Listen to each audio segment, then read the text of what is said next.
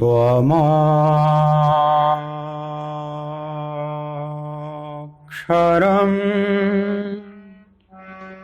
परमं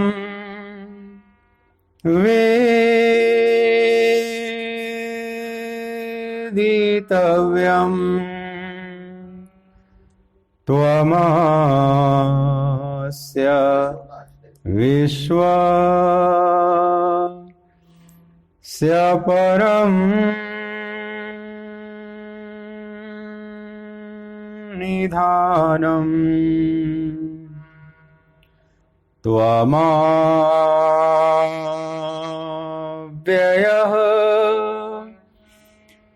शाश्वत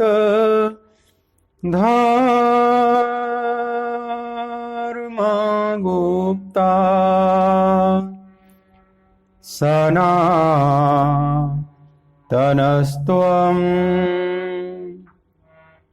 पुरुषो मतो मे वायुर्यमोऽग्निः वरुणः शशाङ्कः प्रजापतिस्त्वं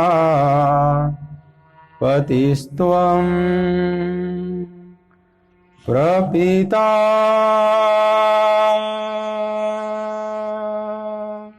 महश्च नमो नमस्तेस्तु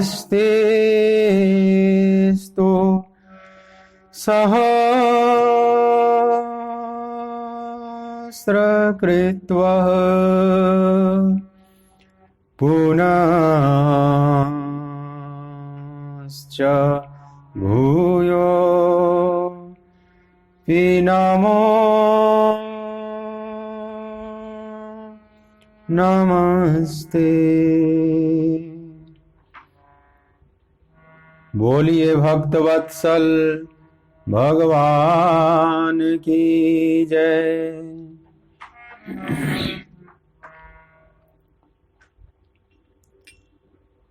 जय जय राधा रमण हरि बोल। जय जय राधा रमण हरि बोल। जय जय राधा रमण हरि बोल। जय जय राधा रमण हरि बोल। जय जय राधा रमण हरि बोल। जय जय राधा रमण हरि बोल।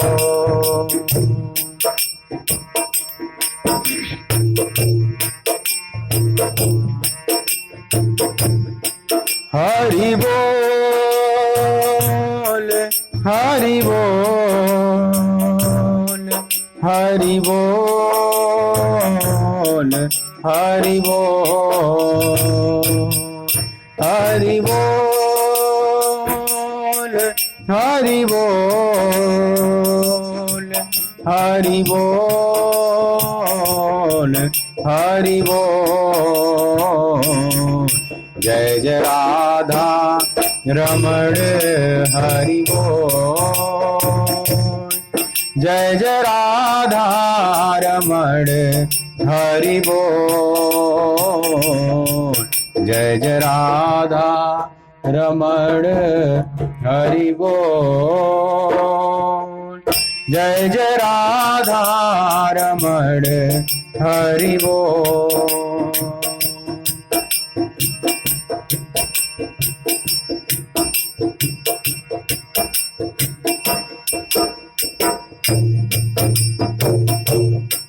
राधे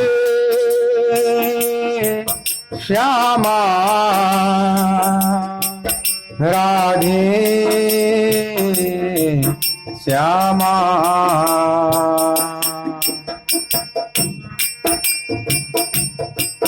राधे श्यामा राधे श्यामा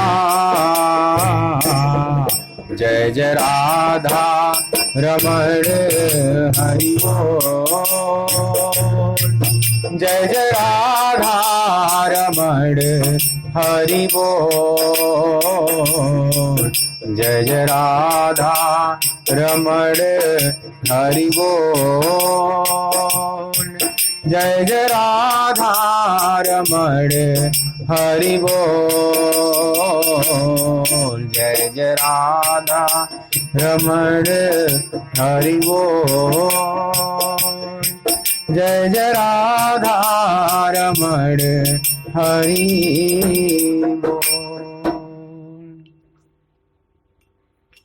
बोलिए श्री राधिका रमण बिहारी लाल की जय। श्रीमद् भगवद गीता ज्ञान यज्ञ के इस परम मांगलिक सत्संग सत्र में मेरी तरफ से, आराधना कुंज की तरफ से, श्रीधाम वृंदावन की तरफ से आप सभी प्रभु चरणानुरागी, प्रभु कथा रस रसिक भक्त वृंदों का बहुत बहुत हार्दिक स्वागत है। दूसरे अध्याय का 22वां श्लोक। भगवान की यह परम वाणी, यह महामंत्र जो हमारे लोक और परलोक दोनों को धन्य करने वाला है, हमारे मन वाणी शरीर सबको पवित्र करने वाला है, परमात्मा द्वारा गाया हुआ शाश्वत का गीत है। उस शाश्वत गीत जो प्रभु ने गाया है हम सबके प्रति, आइए हम भी उनके स्वर में स्वर मिलाएं, हम भी जरा कोरस करें, हम भी संवेद स्वर में प्रभु के गीत में अपनी गीत को मिलावें। तो श्रीमद् भगवद गीता का दूसरे अध्याय का 22वां श्लोक आप पाठ करेंगे। वासांसि जीर्णा नियथा विहाय नवानि गृह्णाति नरोपराणि तथा शरीराणि विहाय जीर्णानि अन्यानि संयाति नवानि देहि। वासांसि जीर्णानि यथा विहाय नवानि गृह्णाति नरोपराणि तथा शरीराणि विहाय जीर्णानि अन्यानि संयाति नवानि देहि।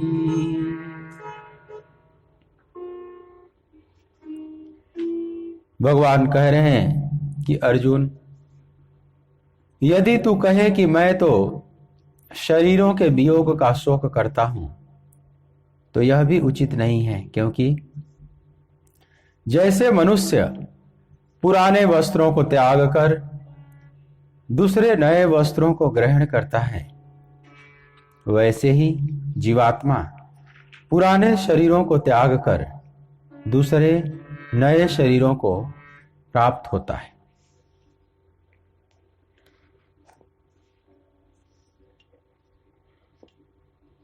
बहुत सुप्रसिद्ध श्लोक है यह। घर में कोई या परिवार में, संबंधी में, पड़ोस में किसी का शरीर छूट जाता है तो लोग इस श्लोक का गायन करते हैं। वासांसि जीर्णानि यथा विहाय नमानि गृह्णाति नरोपराणि तथा शरीराणि विहाय जीर्णान् अन्यानि संयाति नमानि देहि। भगवान की यह परम वाणी, परम वचन। भगवान कहते हैं जैसे मनुष्य पुराने वस्त्रों को त्याग कर नए वस्त्रों को धारण करता है, यही उपमा जीवात्मा के लिए दिया कि ठीक वैसे ही जीवात्मा अपने पुराने शरीर रूपी वस्त्र को त्याग कर पुनः नए शरीर रूपी वस्त्र को धारण कर लेती है। यहां नर शब्द भगवान ने प्रयोग किया, नरोपराणी, जैसे मनुष्य नर। बाकी जीवों का उपमा नहीं दिया, जैसे भूतानी नहीं, समस्त भूत, ऐसा उदाहरण नहीं दिया। क्यों?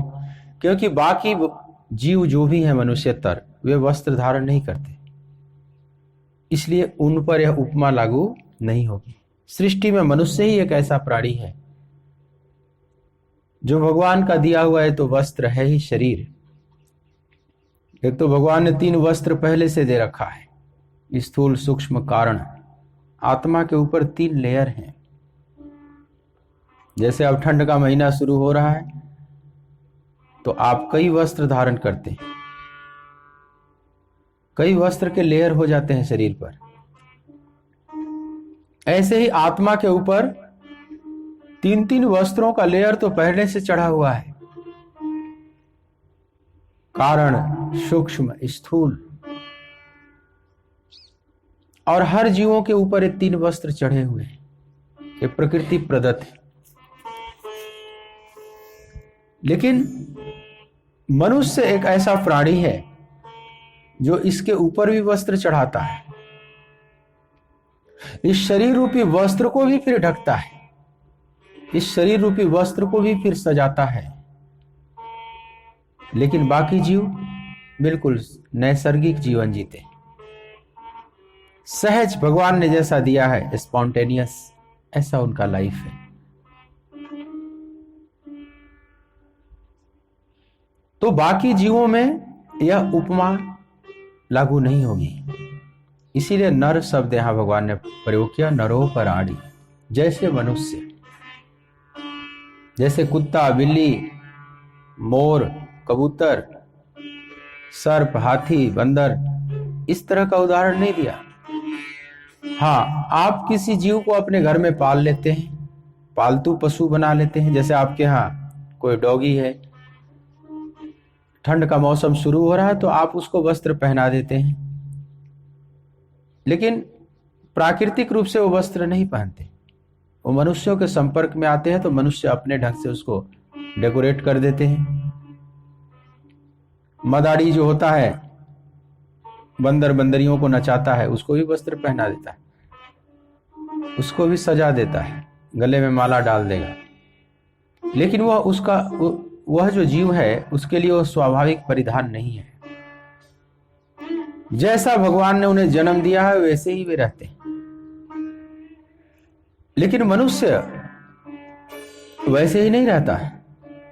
मनुष्य नाना प्रकार का आविष्कार करते रहता है और वस्त्रों की खोज इतना करता गया कि शायद उतना भगवान की खोज में उसने शक्ति व्यय नहीं किया जितना अपने परिधान को, अपने वस्त्रों का डिजाइन तैयार करने में मनुष्य ने जितनी ऊर्जा खर्च की है।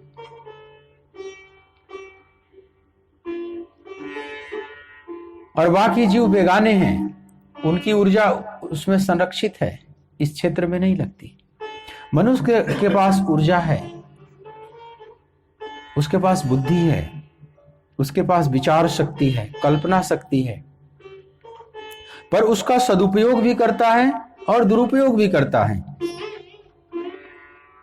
वस्त्रों को बनाने में इतनी ऊर्जा खर्च जो किया जाता है, यह दुरुपयोग है। आप देख रहे हैं कितने फैशन डिजाइन वाले रोज नए नए कुल आविष्कार करते हैं। Fashion designer, dress designer, makeup वाले, ब्यूटी पार्लर वाले, दुनिया में कितना इस पर काम हो रहा है।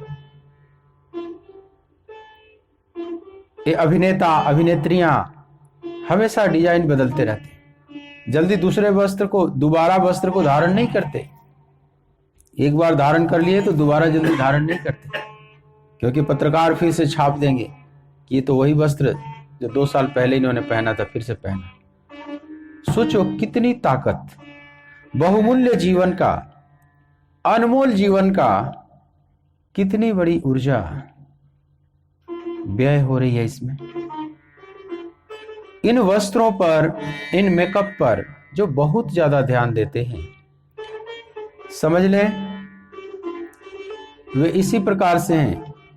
उनकी स्थिति ऐसी है कि नदी में कोयला बह रहा है और साथ में हीरा भी बह रहा है, और कोई व्यक्ति कोयला इकट्ठा किए जा रहा है और हीरों की तरफ उसका ध्यान ही नहीं जा रहा। हीरे जैसे उसके लिए कुछ भी नहीं, वो साधारण पत्थर है, और कोयले उसके लिए बड़े उपयोगी हैं। कोयला इकट्ठा किया जा रहा है। तो अपने इस परिधान पर जो बहुत अपनी चेतन शक्ति को व्यय करते हैं, वे बड़े नासमझ हैं। समझ लो कोयले इकट्ठा कर रहे हैं, हीरा की तरफ से दृष्टि हटा लिए। बड़े भाग मानुष तन पावा, जो भगवान राम ने कहा है अवधवासियों को उपदेश देते हुए, तो केवल कोयला इकट्ठा करने के लिए नहीं। बड़े भाग मानुष तन पावा, सुर दुर्लभ सद ग्रंथनि गावा, साधन धाम मोक्ष कर द्वारा, पाई न जेहि पर लोक समारा, सो परत्र दुख पावई, सिर धुनि धुनि पछताहि, काल ही कर्म ही ईश्वर ही, मिथ्या दोष लगाई। भगवान कहते हैं कि ऐ मानव, तुम बहुत भाग्यशाली हो, बड़े भाग, तुम्हारा बड़भागी हो, तुम्हारे बड़े भाग्य हैं जो यह चोला तुझे मिला, यह वस्त्र मैंने तुझे उड़ाया है, मनुष्य चोला रूपी वस्त्र, जो देवताओं को भी दुर्लभ है, सूर दुर्लभ। वो तो चीज मैंने देवताओं को भी नहीं दिया जो तुझे दिया। एक बड़ी आश्चर्य है। हमें लगता है तो कि हम तो बड़े दीनहीन हैं, सौभाग्यशाली तो ये देवता लोग हैं, उनसे हम याचनाएं करते हैं, कुछ ना कुछ मांगते रहते हैं। लेकिन भगवान कहते हैं कि नहीं, तुम्हें तो मैंने वो दिया है जो देवताओं को भी नहीं दिया। देव दुर्लभ पदार्थ, देव दुर्लभ निधि मैंने तुझे प्रदान किया है, सुर दुर्लभ। तो क्यों दुर्लभ है? क्योंकि ये साधन धाम मोक्ष कर द्वारा, यह साधन का धाम है। इसी शरीर का आश्रय लेकर हम, माध्यम बनाकर हम परम धाम को प्राप्त कर सकते हैं। इस शरीर रूपी सीढ़ी का सहारा लेकर परम धाम की यात्रा कर सकते हैं।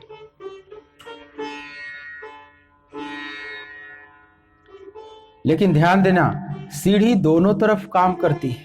वो खाई खड्डे में भी उतार सकती है वो सीढ़ी। सीढ़ी से आप नीचे भी उतर सकते हैं और ऊपर भी चढ़ सकते हैं।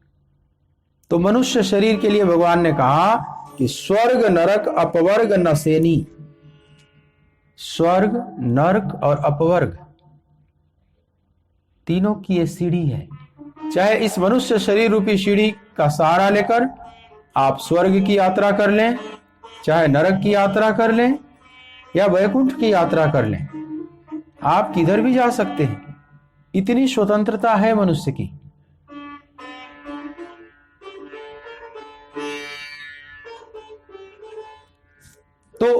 केवल जो शरीर की साज सज्जा में ऊर्जा व्यय करते हैं, इसी में लगे हुए हैं, समझ लीजिए वे बड़े नासमझी का काम कर रहे हैं, वे बड़े नासमझ हैं।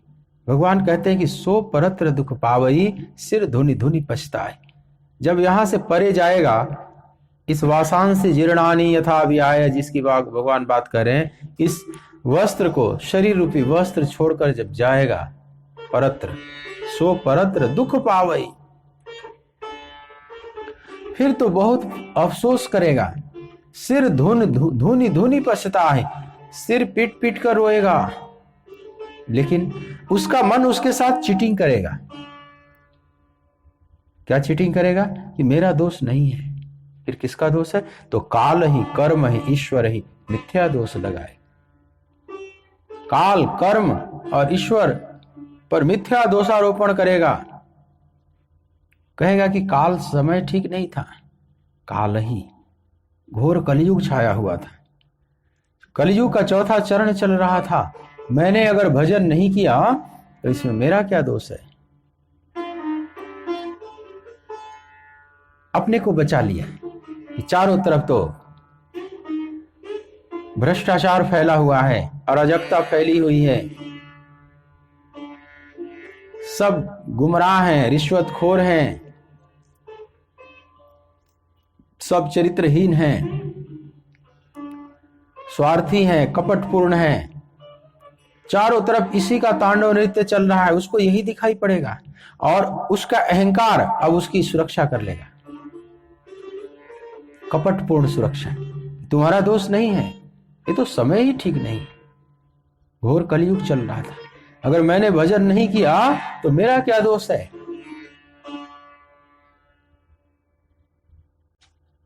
मैं तो निर्दोष हूं, मैं तो फिर भी कुछ ठीक ठाक हूं, मेरे से भी गए गुजरे लोग हैं। इस तरह से अपने को बचा लेगा, मतलब काल पर दोष अपना फेंक देगा। मेरी गलती नहीं, समय की गलती। वक्त बुरा होता है, आदमी सब अच्छे हैं पर वक्त बुरा होता है। किसी शायर का मैंने सुना, उसने कहा, आदमी सब अच्छे हैं पर वक्त बुरा होता है। पर जरा गहराई से विचार करके देखो, क्या सचमुच वक्त बुरा होता है? मतलब हम अच्छे हैं, समय खराब होता है, यही कहने का मतलब हुआ है। हमने जो गलत काम किया, हमने जो विकृत कर्म किया, उसका उत्तरदायी तो हमारे ऊपर नहीं है, उसका उत्तरदायी हम नहीं हैं, वक्त है। भगवान कहते हैं कि ये मिथ्या दोषारोपण है, काल ही, जो समय को दोष देता है।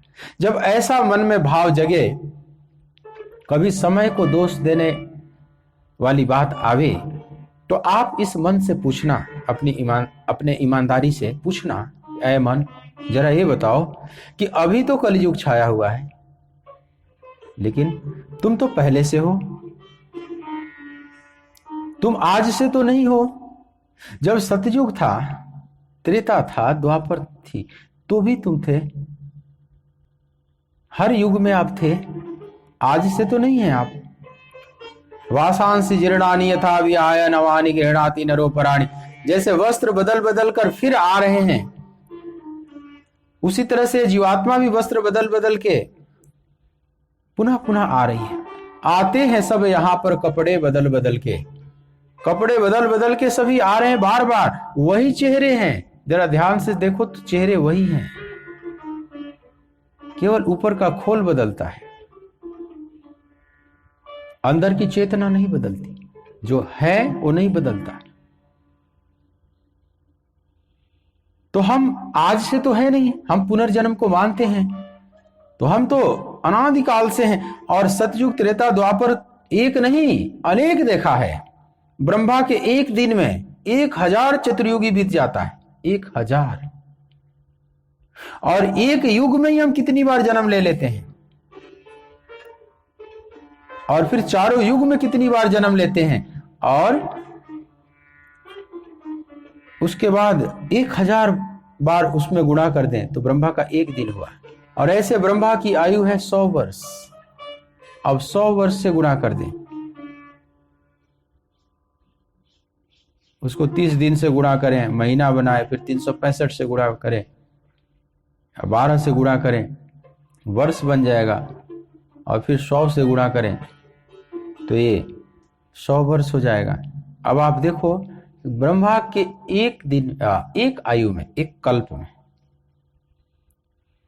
1000 चतुर्युगी, और ऐसे ब्रह्मा 100 वर्ष रहते हैं, और फिर ब्रह्मा भी कितने बदल जाते हैं। विष्णु विरंची शंभु भगवाना उपजहि जासु अंशते नाना। तो हम कितनी बार यह घूम चुके चक्र, इसका कोई हिसाब ही नहीं। हम बार बार घूम घूम के वही आ रहे हैं।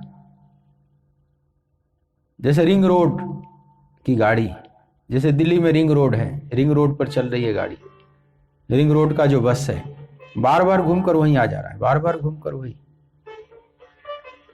इसलिए रिंग रोड की जो बसें हैं उस पर कोई नंबर नहीं होता, लिखा रहता है रिंग रोड सेवा, मुद्रिका सेवा।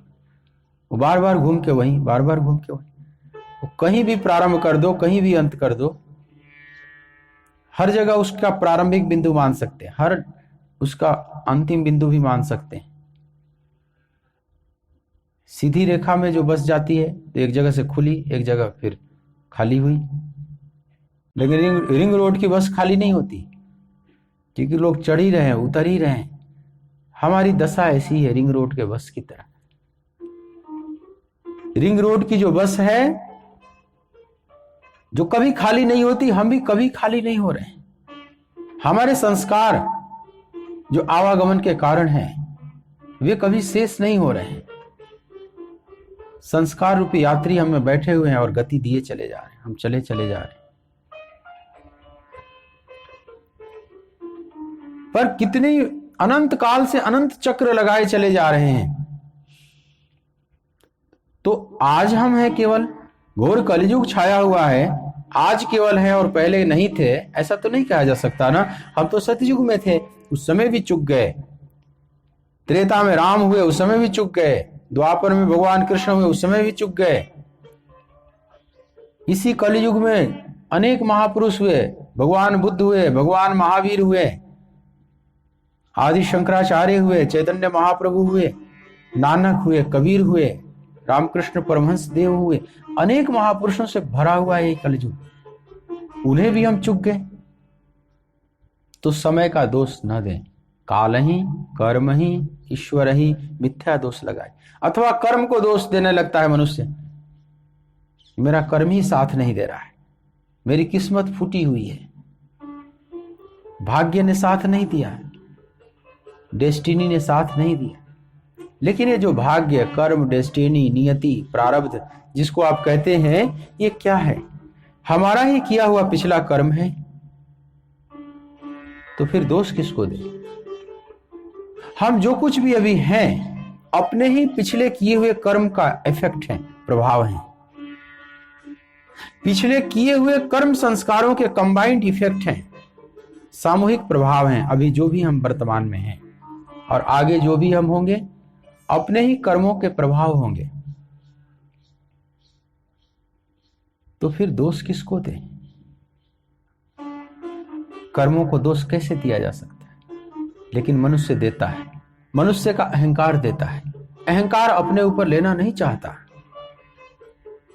और कभी कभी तो ईश्वर ही भगवान को भी दोषी ठहरा देगा। भगवान क्यों दोषी होंगे? क्या भगवान भेदभाव करेंगे? भेदभाव एक विकार है, भगवान निर्विकार हैं, उनमें भेदभाव हो ही नहीं सकता। सब मम प्रिय सब मम उपजाए, सब मेरी ही संतति हैं, इसलिए सब मुझे प्रिय हैं। प्रभु भेदभाव क्यों करेंगे? नहीं। तो ईमानदारी से अपनी स्थिति को स्वीकार करें कि जो हम हैं उसका कारण हम ही हैं। यह भी एक बड़ी अच्छी चीज है, अच्छी स्वीकृति है। फेंकू मत बनो, फेंको मत। बात बात में छोटी छोटी चीजों को भी दूसरों पर फेंकते रहना, ये बड़ा गंदा स्वभाव है।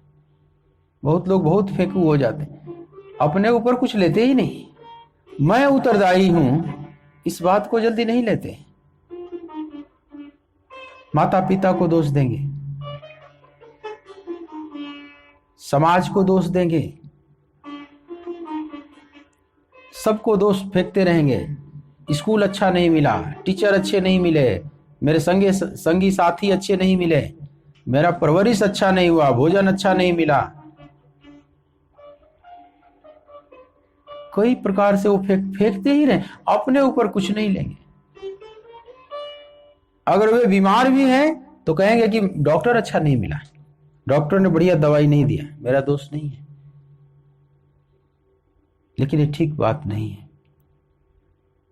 रिझ न पाए अगर भक्त वत्सल प्रभु, रिझ न पाए अगर भक्त वत्सल प्रभु, तो सत्य है साधना में कमी रह गई, सत्य है साधना में कमी रह गई।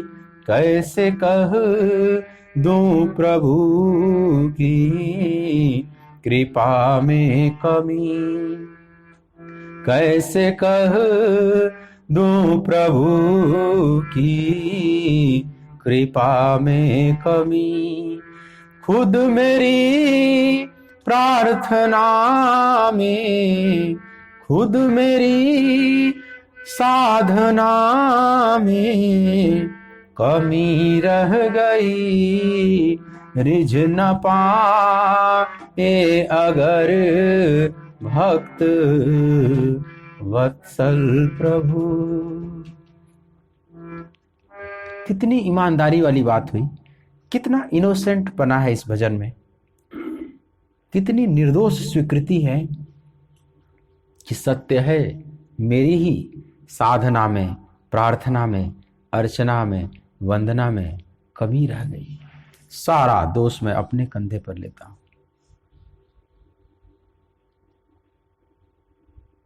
लेकिन सभी इतना ईमानदार नहीं हो पाते। उसका कारण है हमारा अहंकार। अहंकार स्वीकार नहीं करने देता कि मैं गलत हूं। कितने लोग माता पिता से लड़ते रहते हैं, तुमने मेरे साथ भेदभाव किया। कई मैंने देखा है, बुढ़ापे में माता पिता बड़े दुखी हो जाते हैं अपनी संतानों की वजह से।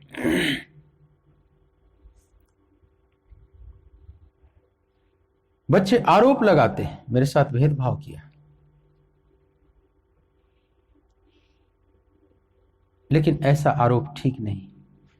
हाँ, ये हो सकता है कि जो बच्चा अनुकूल है माता पिता के, उनके सपनों के अनुकूल हुआ, वो एक सॉफ्ट कॉर्नर बना लेता है माता पिता के हृदय में, ये अलग बात है। भक्त भी भगवान के हृदय में अपना स्थान बना लेता है। अब जो स्थान भगवान नरसिंह के हृदय में प्रहलाद बनाएंगे, वही स्थान हिरण्यकशिपु नहीं बना सकते। लेकिन भगवान ने दोनों को उत्पन्न किया है, सब मम प्रिय सब मम उपजाए। लेकिन जो स्थान बनाएंगे प्रहलाद, वो स्थान हिरण्यकशिपु नहीं बना सकते। ये अंतर है, ये होता है। ये तो शिक्षक भी पढ़ाता है क्लास में, तो जो विद्यार्थी अच्छा है, पढ़ने में तेज है, वो शिक्षक के हृदय में स्थान बना लेता है। पर इसमें शिक्षक का दोष तो आप नहीं दे सकते ना कि वो विद्यार्थियों के साथ भेदभाव कर रहा है। जो होनहार विद्यार्थी है वो स्थान बना ही लेता है, इसको भेदभाव नहीं कर सकते। इसको कह सकते हैं उचित सम्मान। जो जैसा है उसको वैसा सम्मान मिलना चाहिए। जो अच्छे विद्यार्थी हैं, शालीन हैं, मेधावी हैं, उनको स्पेशल सम्मान तो सभी देते हैं। उनको सरकार भी अनेक पुरस्कार देती है, गिफ्ट देती है, मेडल देती है, सब दिया जाता है। जो भी अच्छे नागरिक हैं उनको दिया जाता है ना, सम्मानित किया जाता है। ये भेदभाव नहीं है। तो माता पिता को दोष नहीं दिया जा सकता। मत दीजो मावड़ लीनो दोष, करमारी रेखा न्यारी न्यारी। मीराबाई का एक भजन है। मीराबाई के जीवन में जब बहुत उपद्रव होने लगे, कुछ लोग कहने लगे कि कैसे माता पिता हैं इनके, कैसे सास ससुर हैं, इतने कष्ट दे रहे हैं। माता मीरा ने पद के द्वारा लोगों को समझाने का प्रयास किया कि मत दीजो मावड़ लीनो दोष, करमाड़ी रेखा न्यारी न्यारी। तुम माँ को दोष मत दो, पिता को दोष मत दो। अगर दोष है तो हमारे कर्मों का है, और कर्म हमारे हैं, मतलब दोष हमारा है।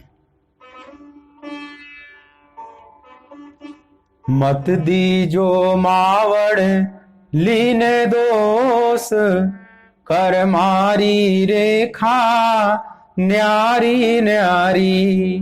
भाई रे मत दीजो मावड़ लीनो दोष, करमारी रेखा न्यारी न्यारी। सज्जनों, माता पिता को दोष मत दो।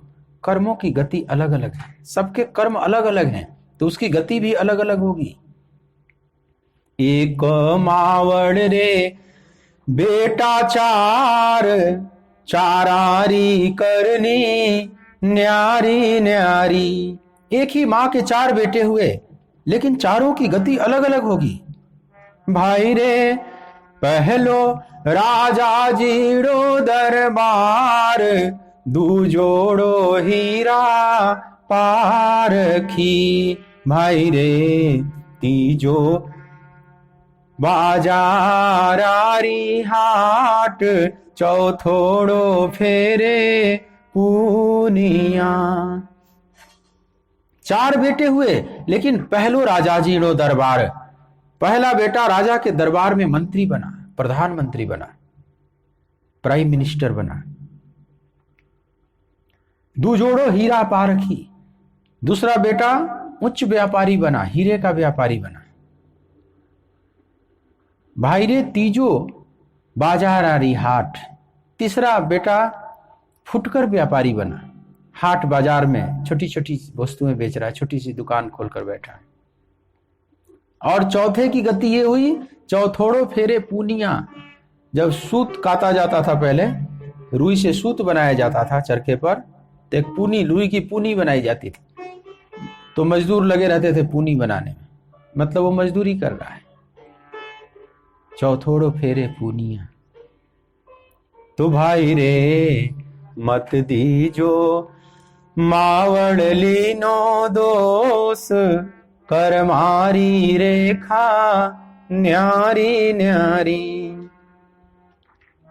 एक गाय रे बछड़ा चार, चारारी करनी न्यारी न्यारी। एक ही गाय है और 4 बछड़ों को जन्म दिया, लेकिन सारे बछड़ों की गति एक नहीं होगी। भाई रे पहलो सूरज जीड़ो सांढ, दूजोड़ो शिवरी नांदियो। भाई रे तीजो घाणी वालो बैल, चौथो बंजारो लादियो। एक ही गाय के 4 बछड़े हुए, या मान लो 4 बार, एक बार में एक बछड़ा देती गई, 4 बार ब्याई गाय, और उन 4 बछड़ों का इतिहास लिखा जाए कि 4 बछड़े कहां कहां गए, तो बड़ा आश्चर्यजनक इतिहास होगा। माता मीरा कहती हैं कि भाई रे पहलो सूरज जीनो साढ़। कई एक बछड़े को साढ़ बना दिया गया, सूरज को साक्षी मानकर, सूर्य देव को साक्षी मानकर उस पर एक निशान डाल दिया जाता है, गोल मोहर मार दिया जाता है, ये सांड है। वो राजा महाराजा की तरह पूरे कई गांव के इलाके में घूमते रहते, कोई उसको मारता नहीं, किसी भी खेत में बैठ जाएगा, कहीं भी खा लेगा। देखने में उसकी एक गरिमा है, एक रुतबा है। तो भाई रे पहलो सूरज जीनो शान, दूजोड़ो शिवरी नांदियों। किसी किसी बछड़े में कोई एक और अंग निकल आता है विशेष, तो उसको सांड नहीं बनाया जाएगा। अब उसको हल में भी, कोल्हू में भी नहीं लगाया जाएगा, हल में भी नहीं लगाया जाएगा, उससे कोई काम नहीं लिया जाएगा। ये नांदियां हैं, शिव के नांदियां हैं। तो इनको लेकर और पूजा की जाती है और चारों तरफ घुमाया जाता है। कई लोग इसी से अपनी जीव को पार्जन करते हैं। उन बैलों को लेकर द्वार द्वार डोलते रहते हैं, उनकी पूजा होती है, उनके नाम पर कुछ उनको मिल जाता है। वो बैठकर खा रहा है, पूजा भी हो रही है, खा भी रहा है। यह भी एक सौभाग्य है। माता मीरा कहती है, लेकिन भाई रे तीजो घाणी वालो बैल है। जब तेल निकाला जाता था पहले तो कोल्हू चलता था, तो आंगन में कोल्हू चल रहा है, घूम रहा है चारों तरफ से गोल गोल गोल। वो पूरे आंगन में ही जीवन अपना बिता लेता था। कोसों हजारों कोस की दूरी तय कर लेता था आंगन में, पहुंचता कहीं नहीं। उसी में उसके आयु के दिन पूरे हो जाते। कोल्हू का बैल, जिम कोल्हू के बैल के घर ही कोस 50। इस कोल्हू के बैल का उदाहरण संतों ने लिया है अनेक जगह। तो वह कोल्हू का बैल बना तीसरा बछड़ा। और चौथो बंजारो ला दियो। अगर बंजारों के हाथ लग गया, ये जो जिप्सी होते हैं बंजारे, खाना बदोश जाति जिसको कहते हैं, जिसका कोई घर नहीं होता, खाना बदोश। खाना माने होता है घर, बदोश माने कंधा। जिसका घर उसके कंधे पर है, चलता फिरता मोबाइल घर,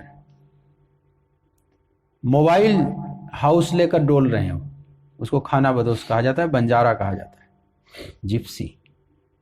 तो ये जिप्सी अगर इन बंजारों के हाथ लग गया वो बछड़ा, तो बस उसको लाद कर उस पर सामान लाद देते हैं, अपने बर्तन भांडे बस्तर बच्चों को सबको बैठा देंगे उसी पर। और जहां शाम होगा फिर वहां उतारेंगे, फिर वहां पर तंबू तान दिए। फिर उनका तंबू तो उखड़ते ही रहता है, बंजारों का तंबू तो उखड़ते ही रहता है। और जहां जहां वो जाते हैं वो बैल साथ साथ जाएगा और अपनी आयु के दिन पूरे कर लेता है। कहते हैं अटक से कटक जाते जाते वो समाप्त हो जाता है। अपनी जीवन यात्रा उन बंजारों के साथ वो समाप्त कर लेता, खाली बोझ ढोते ढोते। तो इसमें गाय का तो दोष नहीं दिया जा सकता ना। यही माता मीरा कहती है कि मत दीजो मावड़ लीनो दोष, कर मारी रेखा न्यारी न्यारी। भाई रे एक माटी रे बर्तन चार, चारारी करनी न्यारी न्यारी। कुम्हार मिट्टी से बर्तन बनाता है, अनेक बर्तन बनाता है। मान लो 4 मटकी बनाया,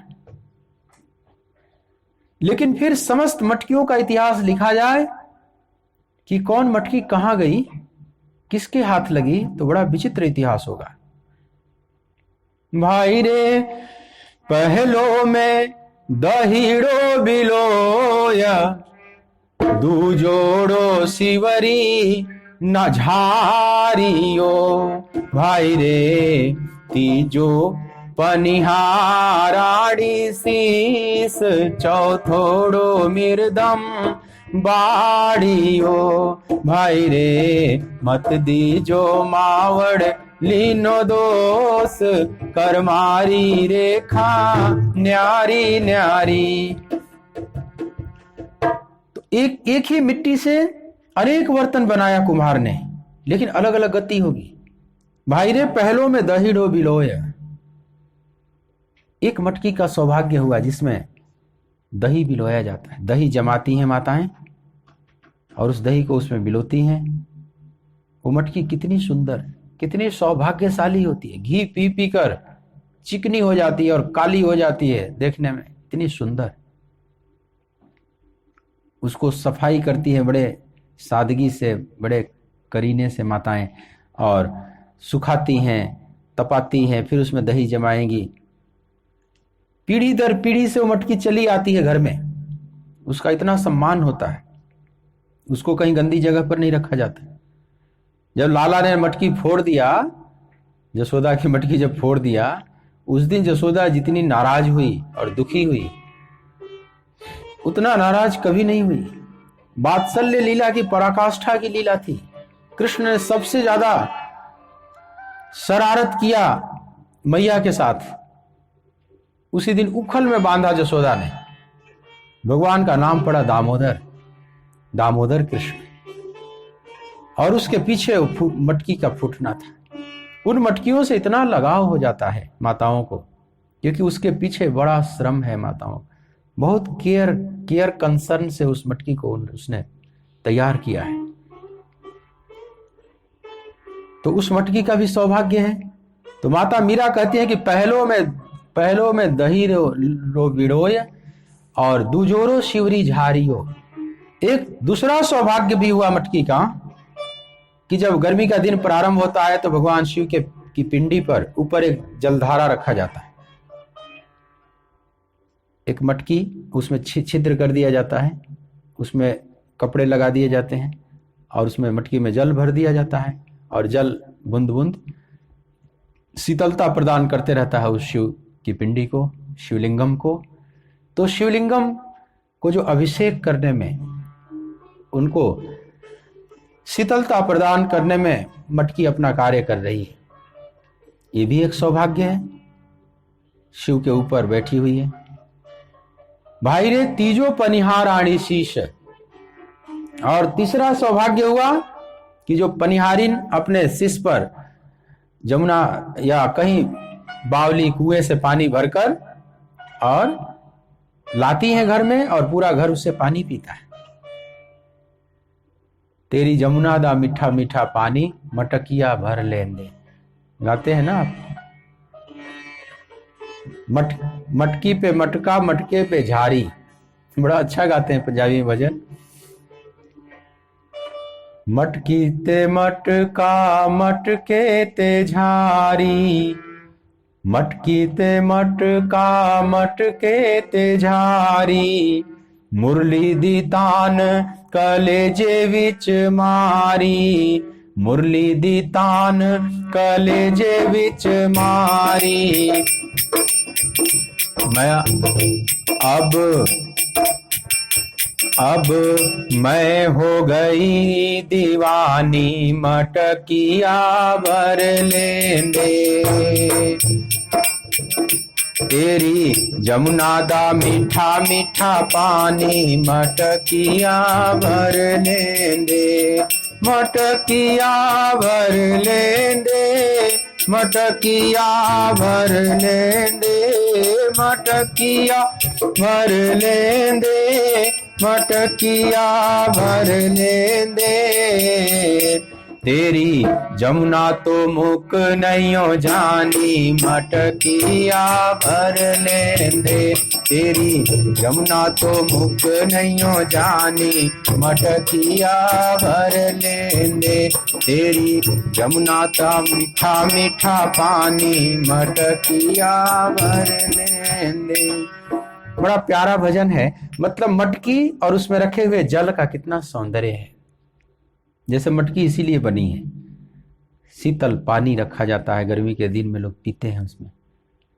तो एक तीसरे मटकी का सौभाग्य यह भी हुआ कि पनिहार आड़ी शीश, पनिहारिनों के शीश पर वह शोभायमान है कलश के रूप में, मंगल कलश के रूप में भी उसको माना जाता है। पनिहारिन अगर शीश पर कलश वो पानी रखकर अगर गुजर रही है तो उसको, वो दृश्य आपको दिखाई पड़े तो उसको मांगलिक माना जाता है।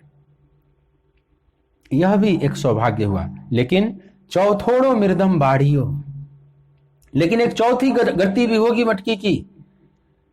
कोई मर जाता है तो उसका जो क्रियाकांड किया जाता है, सब पीपल के पेड़ के नीचे वो मटकी लटका दी जाती, बाद में उसको फोड़ दिया जाता है। ये भी एक मृदम बाड़ियों, मरने पर उसका उपयोग हो रहा है। मुर्दा घाट में, शमशान घाट पर वो फूटी पड़ी है। तो इसमें मां का दोष तो नहीं दे सकते ना। तो मत दीजो मावड़ लीनो दोष, कर मारी रेखा न्यारी न्यारी। भाई रे एक बेला रे तुम्बा चार, चारारी करनी न्यारी न्यारी। एक ही बेल से 4 प्रकार के तुम्बे हुए और चारों की गति अलग अलग होगी। जब कड़ुआ, एक बेल से एक तुम्बा होता है, वो जब कड़ुआ निकल आएगा, पेठे जैसा होता है, समझ लो पेठा ही, जब कड़ुआ पेठा हो जाएगा तो माताएं, अब उसको घर में भोजन तो बनेगा नहीं, सब्जी तो बनेगी नहीं उसको,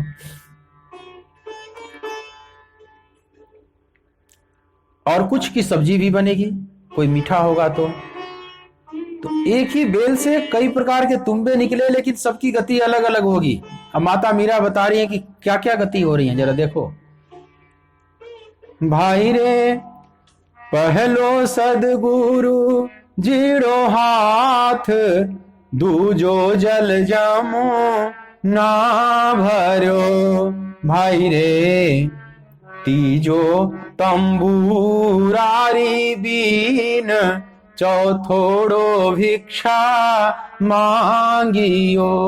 भाई रे मत दीजो मावड़ लीनो दोष, कर मारी रेखा न्यारी न्यारी। भाई रे एक बेला रे तुम्बा चार, चारारी करनी न्यारी न्यारी। भाई रे पहलो सदगुरु जीरो हाथ, दूजो जल जमो ना भरो। भाई रे तीजो तंबूरारी बीन, चौथोड़ो भिक्षा मांगियो। भाई रे मत दीजो मावड़ लीनो दोष, कर मारी रेखा न्यारी न्यारी। एक ही बेल से 4 प्रकार के तुम्बे हुए, लेकिन सबकी गति अलग अलग होगी। मीराबाई कह रही हैं कि पहलो सदगुरु जीणो हाथ। वो जो कड़ुआ तुम्बा अगर हो गया तो उन कड़ुए तुम्बे की अलग अलग क्या गति होगी, जरा देखिए। माताएं उसको रख देती हैं घर में बड़ी हिफाजत से कि कोई संत सन्यासी आएंगे तो हम इन्हें देंगी, उनको प्रेजेंट करेंगे गिफ्ट के रूप में। क्या करेंगे वे? तो उसका कमंडल बना लेंगे। संतों के हाथ में कभी कभी देखे होंगे, वो तुम्बा होता है और दोनों तरफ से थोड़ा थोड़ा काट, 2 बॉल की तरह जुड़े रहते हैं जैसे ऐसे, और उसमें एक तरफ ऐसे काट दिया जाता है तो हाथ पकड़ने का हो जाता है, कमंडल का काम करता है। तो सदगुरु जीरो हाथ, वो पूरे तीर्थों की यात्रा कर रहा है, सब तीर्थों के जल में नहा रहा है, तीर्थ के जल उसमें रह रहे हैं और संत महापुरुष उसके जल का पान कर रहे हैं। यह भी एक उस तुम्बे का सौभाग्य हुआ कि संत सदगुरु के हाथ में चला गया। और दूजो जल जमुना भरे, दूसरा सौभाग्य हुआ कि माताएं उसमें यमुना जल गंगा जल भर के रख देती थी। पहले तो कड़ुआ है ना, तो उसमें कीड़े नहीं लगेंगे, बैक्टीरिया नहीं लगेंगे जल्दी, तो अधिक देर तक जल रह सकता है। तो दूजो जल जमुना भरो, यमुना जल भर के उसमें तुम्बे में रख दिया जाता था। और भाई रे तीजो तंबूरारी बीन, वो जो बीन बजाने वाले होते हैं उनके हाथ लग गया तो तंबूरा बना लेंगे या एक तारा बना लेंगे। एक तारा बनाते हैं कितने काट के, उसी में चांद की तरह बना, या बीन बजाने वाले उसी से बीन बजाते हैं, बाजा बना लेते हैं। यह भी एक तीसरी गति हुई। लेकिन एक चौथी गति भी होगी। अगर वो किसी भिखारी के हाथ लग गया तुम्बा तो काट कर 2 कटोरा बना देगा उसमें, और 2 कटोरे हो जाएंगे, उसी में भिक्षा मांगेगा। चौथोड़ो भिक्षा मांगी हो। अब देखिए एक ही बेल से 4 तुम्बे निकले, लेकिन सबकी गति कितनी अलग। एक सदगुरु के हाथ में, एक भिखारी के हाथ में। एक में यमुना जल है, एक से बीन बजाया जा रहा है। तो मत दीजो मावड़ लीनो दोष, कर मारी रेखा न्यारी न्यारी, भाई रे मत दीजो मावड़ लीनो दोष, कर मारी रेखा न्यारी न्यारी। कर्मों की रेखा अलग अलग है, गति न्यारी न्यारी। तो हमें अपने कर्मों पर ध्यान देना चाहिए। अभी हम जो कुछ भी हैं अपने कर्मों के परिणाम हैं। यह बात अगर समझ में आ गई तो यह बात भी तत्क्षण समझ में आ जानी चाहिए कि आगे भी हम जो होंगे भविष्य में अपने ही कर्मों के परिणाम होंगे। तो अब तो चेत अचेते, जो बीत गई सो बात गई। चलो अब तक जैसा हमने भला बुरा मिश्रित सब कर्म किया, लेकिन अब तो ठीक हो जाए। अब लो न सानी अब ना न सही हो, तुलसीदास जी ने कहा अपने विनय पत्रिका में। जब चोट लगी, अपने ही स्वजनों से जब चोट लगी और तुलसी का जीवन बदल गया, तो प्रभु ही दिखाई पड़ने लगे और एक वेदना निकली कि अब लो न सानी, अब लो न सानी, अब ना न सही हो, अब लो न सानी। राम कृपा भव निशासिरानी, राम कृपा भव निशासिरानी, जागत फिर ना डसई हो, अब लो न सानी, अब ना न सही हो, अब लो न सानी। हे रघुनाथ, अब तक मैं नष्ट हुआ प्रभु, अंधेरे में ठोकरें खाता रहा, गिरता रहा, पड़ता रहा, टूटता रहा, लेकिन अब नहीं नष्ट होऊंगा प्रभु, क्योंकि आपकी कृपा से वह संसार रूपी रात्रि, अज्ञान रूपी रात्रि छट चुकी है। जागत फिर न डसई हो, अब मैं जग चुका हूं, अब मुझे यह माया नहीं डस सकती। अब आपकी गोद में हूं प्रभु, अब आप संभालना। जैसे अर्जुन भगवान से कहते हैं, कार्पण्य दोषो पहत स्वभाव, पृक्षामि त्वाम धर्म सम्मूढ़ चेतः, यत् श्रेयस्या निश्चितं ब्रूहि तन्मे, शिष्यस्तेऽहं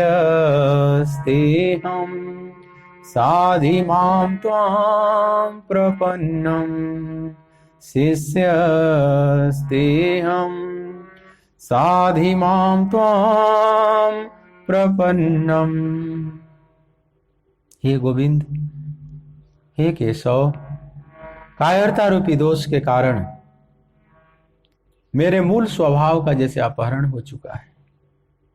धर्म के विषय में अत्यंत मूल मोहित चित्त मैं आपसे पूछता हूं कि जो मेरे लिए श्रेयस्कर है, परम मांगलिक है, वह निश्चित करके कहिए, क्योंकि मैं आपका शरणागत शिष्य हूं।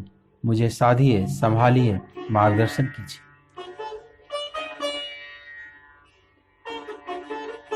प्रभु की गोद में जब इस तरह से बालकवत हम छोड़ देते, प्रभु मां बन जाते हैं। अगर हम बिल्कुल बच्चे की तरह हो जाएं तो वे मां हो जाते हैं। जैसे ठाकुर कहते हैं रामकृष्ण देव, मां मैं कुछ नहीं जानता मां, यह ले अपना धर्म, यह ले अपना अधर्म। बड़ा गजब संकल्प किया मां के चरणों में। मां यह ले अपना पाप, यह ले पुण्य, यह ले अपना धर्म, यह ले अपना अधर्म, यह ले अपनी विद्वता, यह ले अपनी मूर्खता, तेरा तुझको अर्पण, सब ले। ठाकुर बड़ी विचित्र बात कहते हैं कि एक बात मैं नहीं बोल पाया कि यह ले अपना सत्य, ये ले असत्य, ये शब्द नहीं निकल पाया उस समय गलती से। वो बड़ी विचित्र एक महापुरुष थे। ये केवल वाणी से नहीं कह रहे हैं कि ये ले अपना धर्म, ये ले अपना धर्म।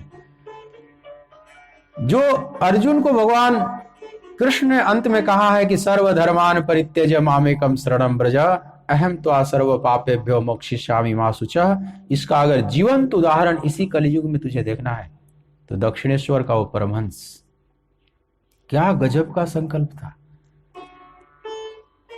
वे कहते हैं कि मैंने मां के चरणों में अर्पित किया कि यह ले अपना धर्म और यह ले अपना धर्म, मैं कुछ नहीं जानता, मैं तेरा एकदम अबोध बालक हूं, तुम संभालो। जैसे भगवान शिव की पिंडी पर आप फूल भी चढ़ाते हैं, आक धतूरा भी चढ़ाते हैं, मतलब यह ले अपना धर्म, धर्म रूपी फूल और धर्म रूपी आक धतूरा सब ले, सर्वस्व का समर्पण। सर्वधर्मान परित्यज्य मामेकम शरणं व्रज। लेकिन बोले कि मैं ये नहीं बोल पाया उस समय कि ये ले अपना सत्य और ये ले अपना असत्य। ये न बोलने के कारण इतने सत्यभाषी थे कि उनके जीवा से जो निकल गया समझ लो वही होगा। और बोले कि ये सत्य ने मेरे को बड़ा कष्ट भी दिया है। जैसे भक्त बैठे हुए हैं और वे कुछ उपदेश दे रहे हैं, कुछ धर्म की बातें हो रही हैं और अचानक उनके पेट में मरोड़ हुआ, मान लो शौच जाना है। अब बोले कि मुझे शौच जाना है, ये बोल दिए, जबान से निकल गया, लेकिन मरोड़ शांत हो गया, अब पेट में मरोड़ नहीं है, अब जाने की कोई जरूरत नहीं। लेकिन अब उनको जाना पड़ेगा क्योंकि उनके जबान से निकल गया कि अब मुझे शौच जाना होगा। अब बोले कि अब मुझे को जाना ही पड़ेगा, अब नहीं शौच है तो भी लोटा लेकर इधर उधर झाऊ में से घूम के आ जाते थे। बोले कि ये जाना ही पड़ेगा, अब मां रुकने नहीं देगी क्योंकि मैंने सत्य को अर्पित नहीं किया। ये ले अपना सत्य, ये ले अपना असत्य, वो भी तो तुम्हारा ही है ना। बोले कि इतनी चुक गया बोलने में। गीता में भगवान कहते हैं ना कि सत असत चाहम अर्जुना, अर्जुन मैं सत्य भी हूं और असत्य भी हूं, तो जब तुम ही सब हो तो तेरा तुझको अर्पण।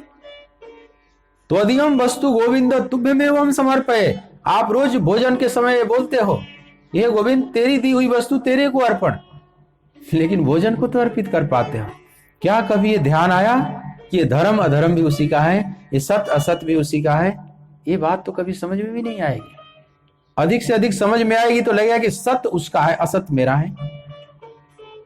आप कुछ बचा लेंगे तो यह संपूर्ण समर्पण नहीं हुआ।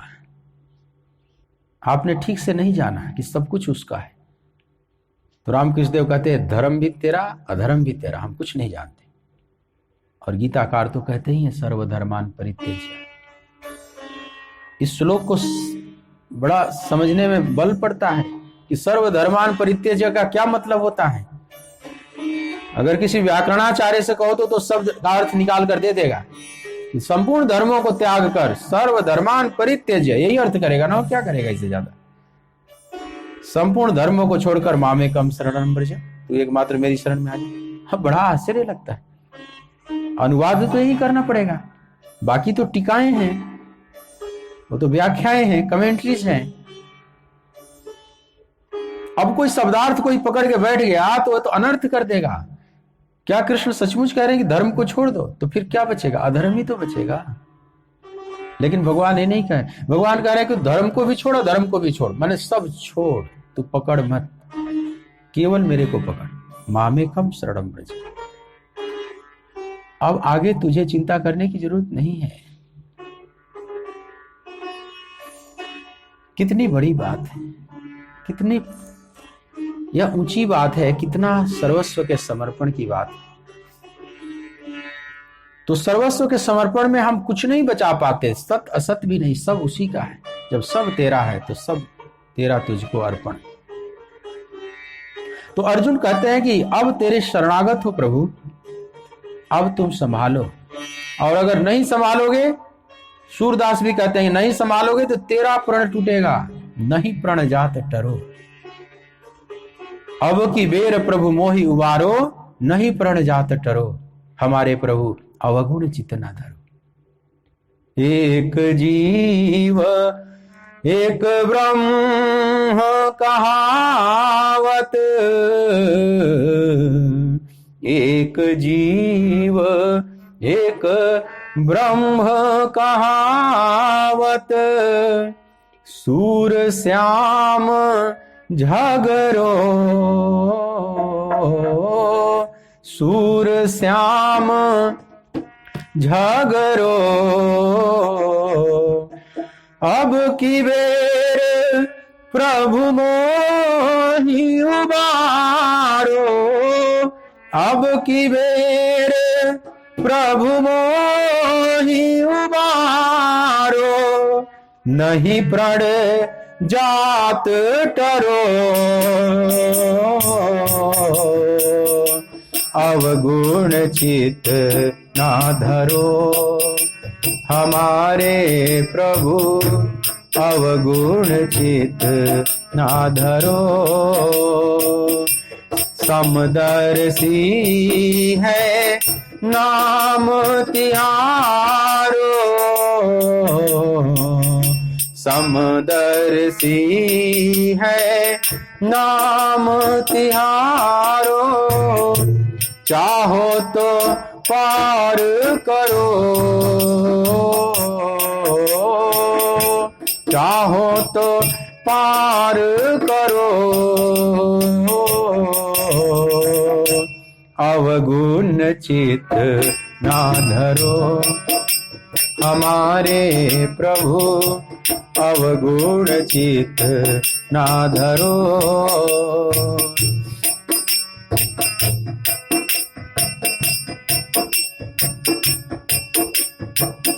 एक लोहा पूजा में राखत,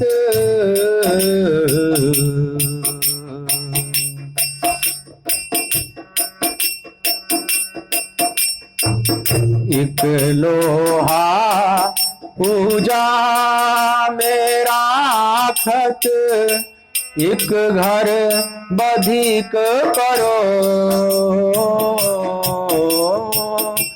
एक घर बधिक करो,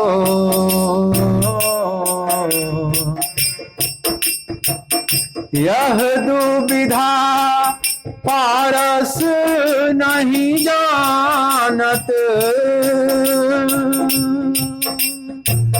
यह दुविधा पारस नहीं जानत, कंचन करत खरो, अवगुण चित ना धरो, हमारे प्रभु अवगुण चित ना धरो, हमारे प्रभु अवगुण चित ना धरो। गोविंद मेरो है, गोपाल मेरो है, गोविंद मेरो है, गोपाल मेरो है, मेरो बाके बिहारी नंदलाल मेरो है, मेरो बाके बिहारी नंदलाल मेरो है, गोविंद मेरो है, गोपाल मेरो है, गोविंद मेरो है, गोपाल मेरो है, मेरो बाके बिहारी नंदलाल मेरो है, मेरो बाके बिहारी नंदलाल मेरो है, गोविंद मेरो है, गोपाल मेरो है, गोविंद मेरो है, गोपाल मेरो है, गोविंद मेरो है, गोपाल मेरो है। बोलिए श्री बांके बिहारी लाल की जय, भक्त वत्सल भगवान की जय। ओ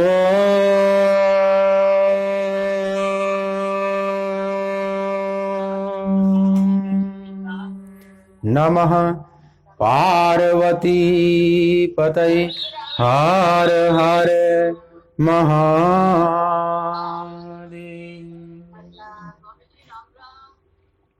जय श्री कृष्ण। जय जय श्री कृष्ण। जय श्री कृष्ण। जय श्री कृष्ण। जय श्री कृष्ण। जय श्री कृष्ण। मंगल। जय श्री राम राम सत्संगत को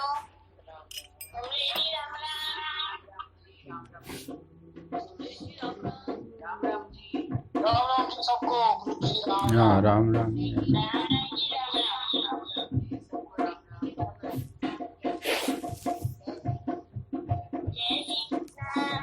जय श्री कृष्ण सबको।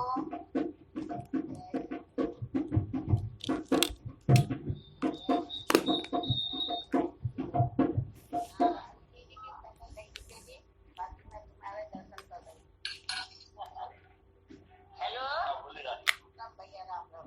हाँ जी जी राम राम। राम राम आपकी फोटो नहीं आ रही दीदी। ये खुलता ही नहीं है, मैं क्या बताऊँ। जब वहाँ से बंद हो जाता है ना, जगह खुलता ही नहीं है। वहाँ से बंद हो जाता है फिर नहीं खुलता। अच्छा आप खोलो। राम राम राम राम। हमारे दर्शन हो रहे हैं, सब कुछ बहुत बढ़िया है। अब खोलो, अब खोलो, खुलेगा।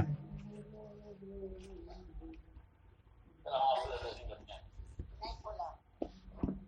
आपके दर्शन करते हैं भी वीडियो कॉल करके। अच्छा वो हम करते हैं, कोई बात नहीं। ये नहीं खुलते हैं। बंद करो जी। ओके ये करता बंद ठीक है चलेगा। वो तो देना लिफाफे डाल दे लेके जा।